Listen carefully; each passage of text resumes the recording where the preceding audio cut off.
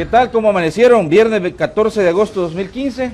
Un gusto poder reencontrarnos. Estamos cerrando la semana. Queremos hacerlo de una manera diferente, creo yo, es necesario después de tanta noticia mala, tanta desgracia. Sabemos que la gran mayoría de la población está siendo víctima y está siendo golpeada seriamente por la violencia y la criminalidad. Yo no me acostumbro a creer que como en las guerras, El Salvador, los muertos en El Salvador tengan que ser solo la gente pobre. Así es, esa es la gente que está muriendo y está siendo golpeada en las comunidades, en los territorios, por los grupos criminales, por los grupos al margen de la ley. Fíjense ustedes que a mí me da muchísimo gusto poder decirles que hay gente interesada en poder cambiar la realidad de los salvadoreños, de aquel que no tiene muchas oportunidades, que tiene escasas oportunidades y que no ve en las pandillas un futuro, quieren salir adelante y tienen aspiraciones, tienen, por decirlo así, objetivos claros. Quieren vencer la pobreza, porque la pobreza se puede vencer. Eso sí quiero decírselo, pero hay que esforzarse. Eso sí, hay que esforzarse, trabajar el cuádruple, si usted lo quiere, para que un joven, para que una persona pueda superar la pobreza. Pero, ¿qué le da las autoridades? Garrote, represión, persecución. ¿Qué le ofrecen las autoridades a aquel joven que quiere salir adelante? Pues hay que decirlo de esta manera, hoy por hoy quizás son muy pocas las posibilidades que hay. Sabemos cuáles son las causas estructurales de la violencia y la criminalidad que vive el país y hemos discutido hasta la saciedad que el hecho de que los que toman las grandes decisiones, la clase política, los diputados, los representantes de los partidos políticos, los liderazgos, estén en ese constante pleito, en esa constante polarización, en ese constante antagonismo, es lo que está provocando aún más el que se incremente el tema de la violencia y la criminalidad. Pero ¿saben qué? Hay gente muy comprometida, de verdad se los digo. Y a mí me da hasta pena decirlo porque es gente que es extranjera, gente mejor extranjera, viene a tratar de ayudar al país y a estas comunidades que nadie quiere ir ahí. Usted sabe, La Campanera, otras comunidades de Soyapán, nadie quiere ir ahí porque están estigmatizadas y dicen ahí solo hay delincuencia. Ahí entras con ropa y salís desnudo y si tenés suerte no te matan. Eso es lo que se dice, pero no, también hay historias buenas e interesantes en todas esas comunidades, como yo les repito, de gente que quiere salir adelante. No todo es malo en el país. Desafortunadamente los medios informamos casi de todo lo malo, pero no todo es malo en el país. Destaquemos también las cosas buenas. Eso creo yo es lo más importante para no perder la esperanza. Un pueblo sin esperanza es un pueblo sin futuro. Para no llegar a ser un estado fallido como muchos quisieran o como muchos han vaticinado, han profetizado. Usted me conoce, yo soy Josué Natán Baquis. En viernes 14 de agosto de 2015. Hablemos claro. Arranca. Desde los estudios de Televisión Oriental en San Salvador, esto es Hablemos Claro. Comenzamos.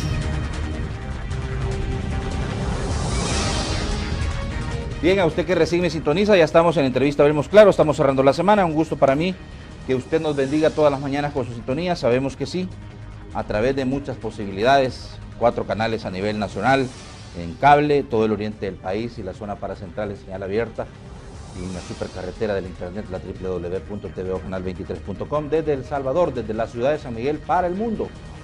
Y también un abrazo a una distancia a quienes nos sintonizan allá en la Unión Americana y Canadá a través de Tele El Salvador. Bien, es un gusto para mí poder recibirlo aquí en mi programa, ya lo habíamos adelantado en las redes sociales y le agradezco porque apenas tiene 4 días de estar en El Salvador y pues nos había costado un poco coordinar que estuviera presente. Don Alejandro Gutman es presidente de la Fundación Fútbol Forever. Bienvenido, Alejandro. ¿Cómo le va, José? Muy buenos días, es un gusto. Yo siempre lo veía o lo veo, no lo veía, porque hace 12 años que venimos permanentemente, y siempre lo veo por televisión a la noche. Como llego muy tarde, en el hotel pasan su programa a la noche, así que lo conocía por televisión. Sí. Así que un gusto y le agradezco la presentación que hizo. Inmerecida, por cierto, pero muy agradecido igual. Bueno, hay que decir la verdad, Alejandro, así es la verdad. Pero, O sea, ¿sabe por qué en El Salvador estamos como estamos? Porque no decimos la verdad, somos hipócritas, es la verdad. Pero ¿sabe qué pasa, Josué? Usted hizo una referencia recién que yo creo que ahí nos estamos equivocando todos.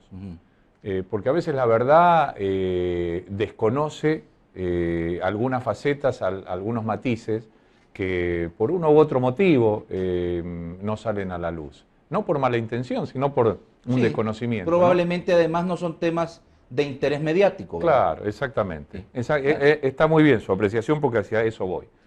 Pero usted decía, viene un extranjero y a veces tiene que hacer cosas. Y yo le digo, Josué, que esta construcción que se viene realizando en el país, la vienen haciendo los salvadoreños. Sí. Pero por ahí eso, y usted dio el punto, por ahí no es tan mediático resaltar. Yo siempre le pido a los medios que hay mucha gente muy interesada en hacer cosas muy importantes en el país. El país no puede darse el lujo de no tener testimonios aquí, así como hoy me da el honor para poder conversar y exponer un poco las ideas al país entero y en especial a los migueleños que tanto cariño uno les tiene. Hay una necesidad imperiosa que aquí también se siente.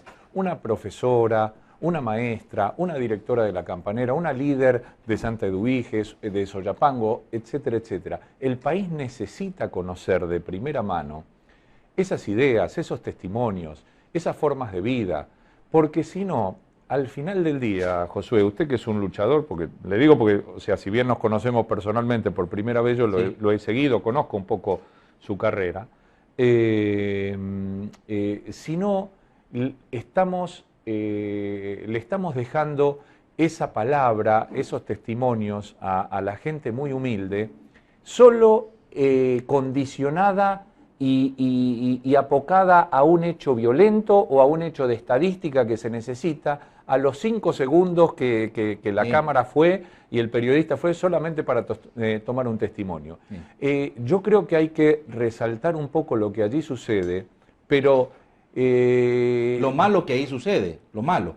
Porque usted sabe, Alejandro, disculpe que lo interrumpa, que todas esas comunidades en las donde usted trabaja, y quiero hacer una aclaración, sí hay muchos salvadoreños detrás de este esfuerzo, pero quien encabeza este esfuerzo, y hay que decirlo de esta manera, a lo mejor a Alejandro no le gusta que le echen flores, pues, pero hay que decirlo de esta manera. Ustedes saben que Alejandro renunció a proyectos en África y en otros países para poder focalizar su trabajo en El Salvador, porque no quería, o sea, es algo así como que el que mucho abarca poco aprieta, ¿verdad? Exacto. Entonces, por eso dejaste proyectos en Zambia y en Sudáfrica. Y bueno, siempre Josué, llaman, ¿no?, de otros países para hacerlo. Sí, hubo de Honduras muchos llamados, de Guatemala, de Argentina mismo.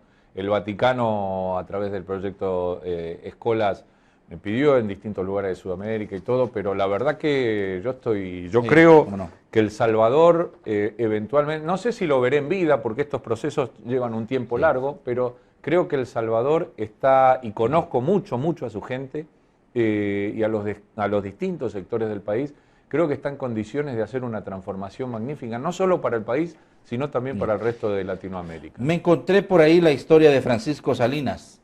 Francisco Salinas, uno de los muchachos que en el 2014 se graduó de técnico en informática y es un fruto de la Fundación Football Forever. Pero bueno, vamos a ir desglosando esta manera que tú tienes de pensar, de trabajar, de abordar. Yo sé que no te gustan las estadísticas frías de los homicidios y que todo se centre No, pero no hay problema, no hay problema. Pero esa es la cruda realidad que está viviendo el país y se están muriendo los jóvenes, se están muriendo los niños. Aquí la población joven, entre 10 y 20 años, está siendo asesinada. Entonces, yo creo que es bueno abordarlo desde el punto de vista. Vamos, permíteme nada más ir a saludar al periódico Michero, porque Michero es información sin tanta vuelta y a solo 20 centavos. Vaya, búsquelo en esta alianza de medios que tenemos de la entrevista Hablemos Claro, TVO, Canal 23, para poder servirle a usted de la mejor manera. Matan a padre y 2 hijos. Fíjense. Qué terrible, ¿eh? La madera de Chero. La masacre ocurrió en San Juan, Nonualco. Los asesinos discutieron con sus víctimas antes de dispararles.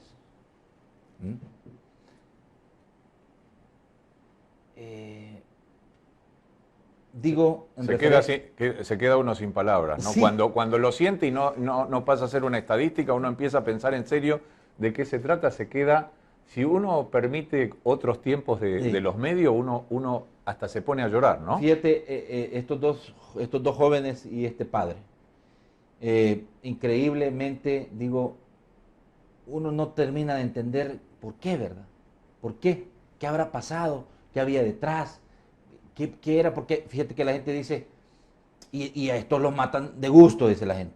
Es que no importa el porqué, Josué, no hay ningún motivo para que esto ocurra. Exacto. Ningún motivo es suficiente. Y no debemos de acostumbrarnos a pensar que esto es normal. Exactamente. Eso es el punto. Bueno, otros tópicos de interés para que puedan apreciar. Matan a repartidor, el crimen cometido por mareros en los condominios Montenegro en San Salvador. Sí, en efecto, le dimos seguimiento a esta nota. En alerta por Chaparrastique, debido a la emanación de gases del volcán se decretó alerta naranja para las comunidades ubicadas en los alrededores del Coloso. Creo que no va a pasar a más con lo del imponente volcán Chaparrastique. Ayer hacían un recorrido bomberos y autoridades de protección civil y parece ser que la cosa son un poco de ceniza en San Jorge, ahí. Entonces ojalá, ¿verdad? Pero parece ser que está bastante preparada toda la ciudadanía, todas las autoridades para poder activarse, para poder ayudar en una eventual emergencia. Policías ladrones en Guatemala arrestaron a 5 policías por robarle dinero a cliente de un banco, dice. Va, aquí cerquita. Vamos al resumen de la entrevista, hablemos claro. La represión no dará resultados. Eso fue lo que nos dijeron ayer. Y qué interesante esta entrevista con estos 3 líderes religiosos, ¿verdad? El pastor Freddy Segovia, el reverendo Barahona y el obispo Medardo Gómez, de 3 diferentes denominaciones, y los 3 pidiendo que exista la posibilidad de darle una esperanza a aquellos que en realidad no quieren vivir en medio de la violencia y la criminalidad, que quieren buscar otra oportunidad. Ellos hacían muchas aclaraciones en referencia por las críticas que han recibido y decían, nosotros estamos defendiendo a la pandilla, nosotros no estamos defendiendo a los criminales, nosotros estamos pidiendo el diálogo, el acercamiento para aquellos que quieren renunciar a esa vida y aquellos que no tienen otra posibilidad en esas comunidades. Eso es lo que dijeron ayer. Muy interesante la entrevista, por cierto, con estos 3 religiosos. Me agradó poder juntarlos, reunirlos, porque ellos le hablan con claridad al país y yo creo que mayormente lo que tiene la gente es desinformación.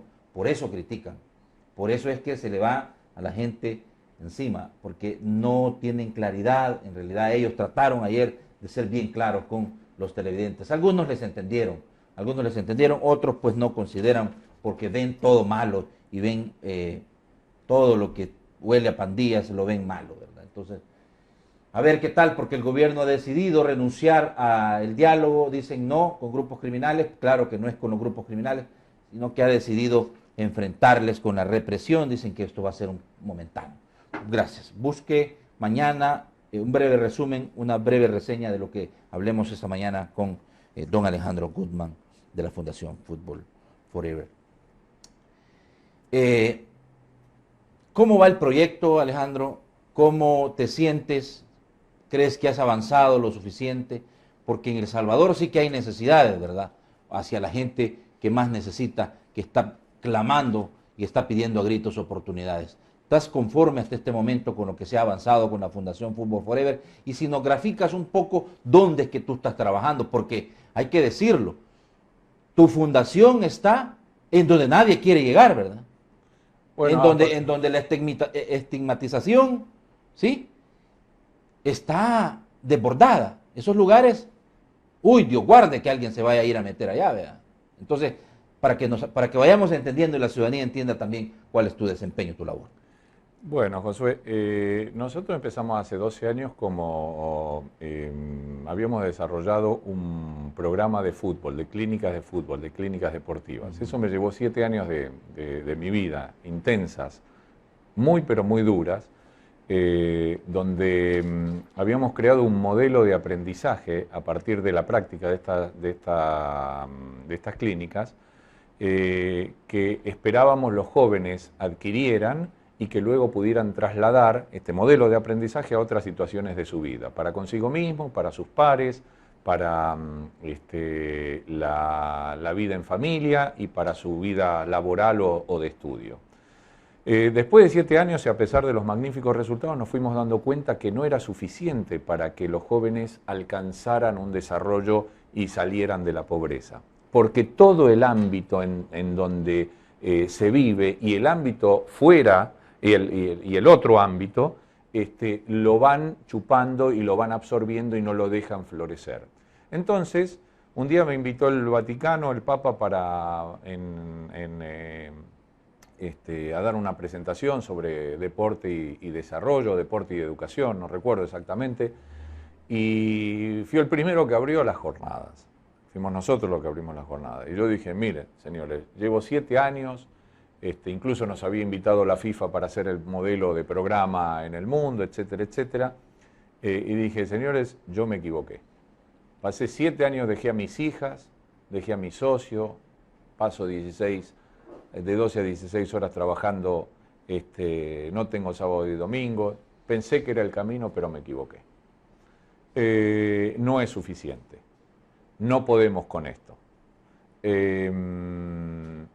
Y entonces, como parte de algo mucho más integral, sin dudas el deporte es importante. El deporte de manera aislada, como ninguna actividad de manera aislada, es suficiente como para alcanzar un desarrollo. Entonces empecé a trabajar desde hace 5 o 6 años en una temática mucho más profunda que está relacionada con la pobreza. Y adjudicarle yo siempre tuve esta concepción de la pobreza un poquito distinta, pero la fui empezando a ampliar, a manejar con mayor profundidad, a leer mucho, a escribir mucho, a conocer más en los distintos ámbitos.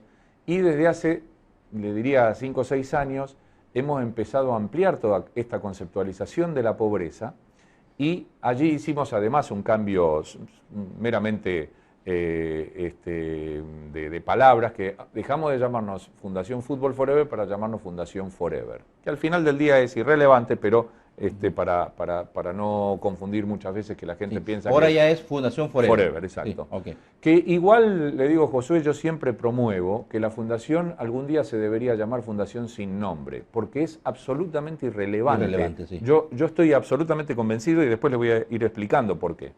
Porque la gente por ahí no lo entiende. Cuando descubre lo que se hace en la realidad, se da cuenta por qué hablo de esto y por qué la construcción de esta cultura de la integración que están llevando a cabo los salvadoreños, solo la pueden hacer los distintos salvadoreños. Es imposible que una fundación haga algo importante. Entonces, a través de los años empezamos a conceptualizar y ampliar todo lo que es la pobreza, y con eso el tratamiento de la misma y las salidas de la misma y el camino hacia el desarrollo se amplía de manera notoria. Y empezamos a utilizar una serie de recursos a disposición de la sociedad que naturalmente no se utilizan y no se creen que son parte de la solución y que no tienen nada que ver con esto.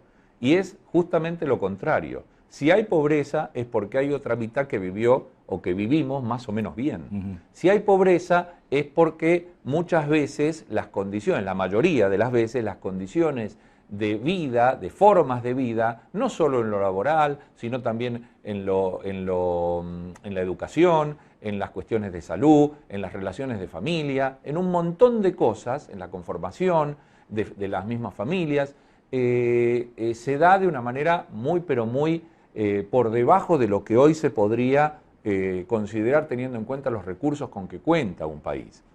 Entonces, a partir de ahí fuimos construyendo y fuimos encaminándonos hasta esta cultura de la integración, que son procesos, que son formas de vida elegidas por el pueblo salvadoreño, por los que viven. Yo hablo siempre de los unos y de los otros. ¿Quiénes son los unos y los otros? Aquellos que viven en las comunidades empobrecidas, que se trata del 50 o 60% de la población salvadoreña, y aquellos que vivimos un poco mejor o muy bien, ¿es cierto? Y que tenemos acceso a la educación, que hay un tejido mucho más fuerte, que si a uno le pasa algo sabe más o menos a dónde recurrir y con una salida más o menos interesante. Cuando uno tiene un problema de salud más o menos se las arregla y así sucesivamente, ¿no? Eso es bastante claro. Y a partir de allí, instituciones de uno y otro ámbito empiezan a construir juntas. Uno de los pasos más importantes y que hoy todavía ni siquiera ha tenido relevancia en el país es que empecé a visitar universidades del país. Yo visito universidades desde hace 12 años. Algunas no me prestaron ningún tipo de atención, ninguna. Aunque yo soy una persona muy perseverante, porque no creo en las transformaciones si así no sucediera. No es que uno va, ni siquiera viniendo el Papa, que es un hombre al que yo admiro profundamente y que incluso ha incorporado esta cultura de la integración en sus mensajes, lo que se está construyendo en El Salvador por los salvadoreños, lo ha incorporado él, los invito, esto lo ha dicho públicamente, y está grabado, así que no es un invento de quien les habla. Ni siquiera el Papa viniendo podría hacer una transformación, porque esta transformación solo la pueden hacer los salvadoreños. No la puede hacer un gobierno, ni de un lado ni del otro. Esta es una transformación. En realidad, mi anhelo es que la población, sus instituciones, le marque un poco el rumbo a los gobiernos que vengan, a este y a los que vengan. Porque si esperamos al revés, como tenemos la tendencia los latinoamericanos que nos digan cómo hacer las cosas, entonces estamos fritos. Sí, pero hay que destacar algo, y es importante hacerlo porque aquí mucho se habla de prevención de la violencia.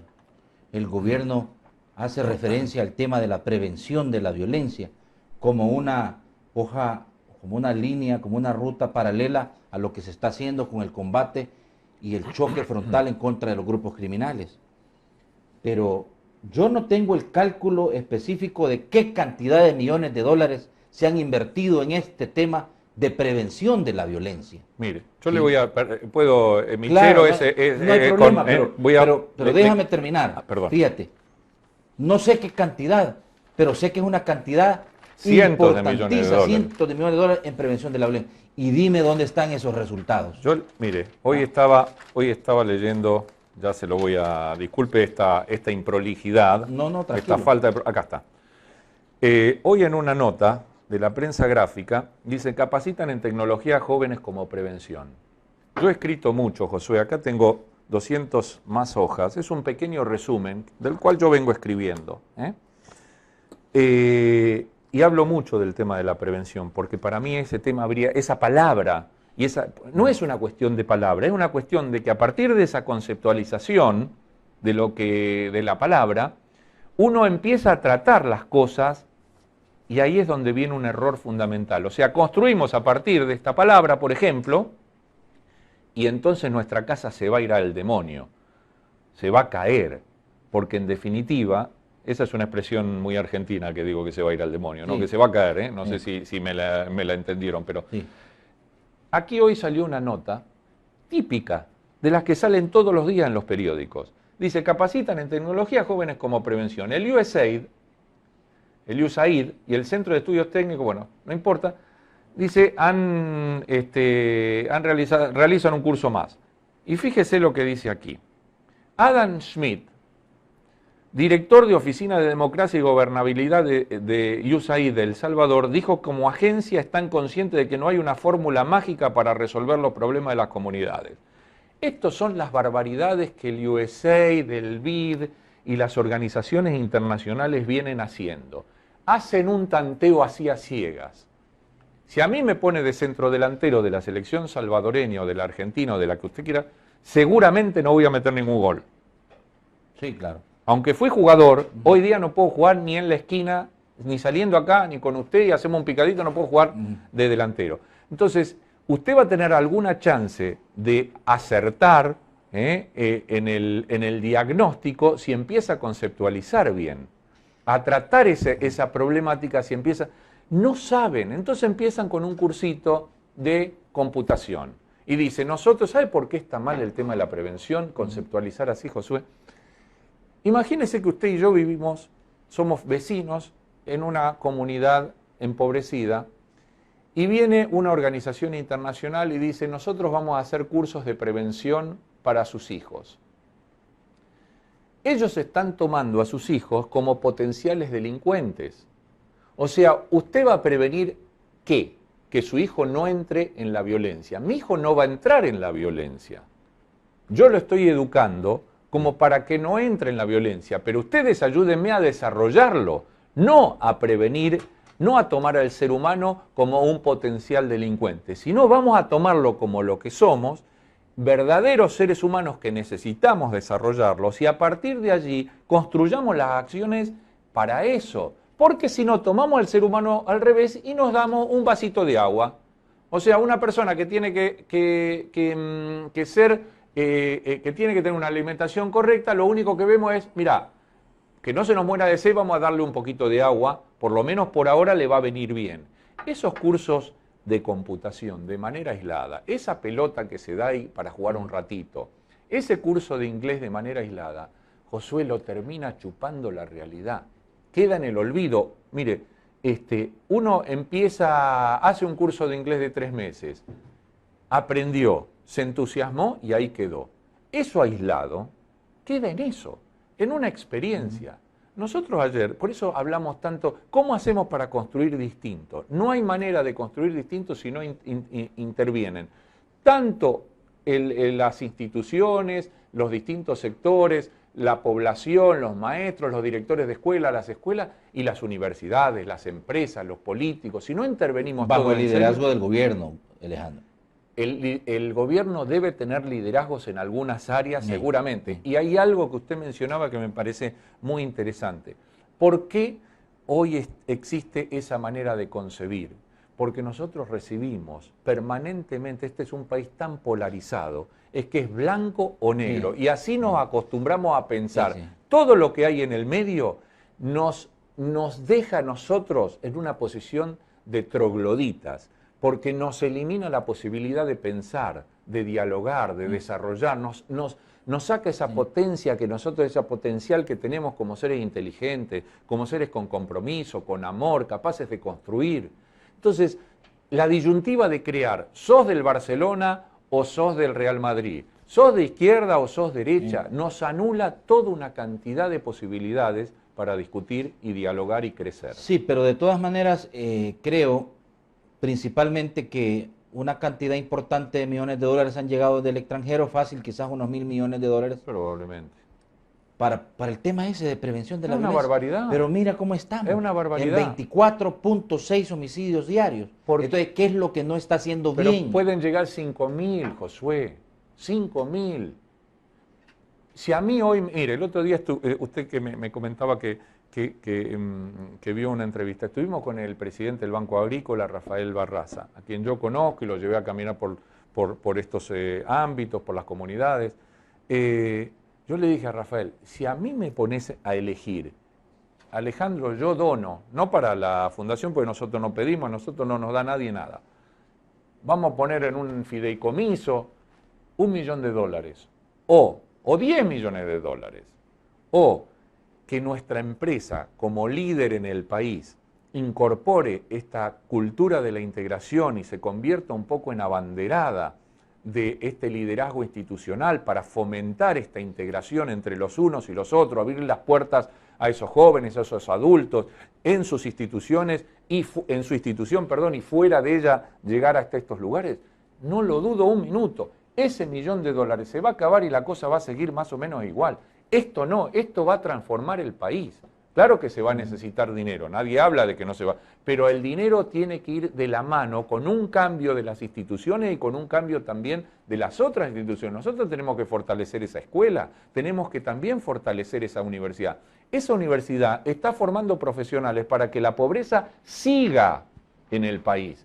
Los médicos, los abogados, los arquitectos no se forman, no tienen un aprendizaje. Parte de esa formación profesional no está de acuerdo en contacto con la realidad del país.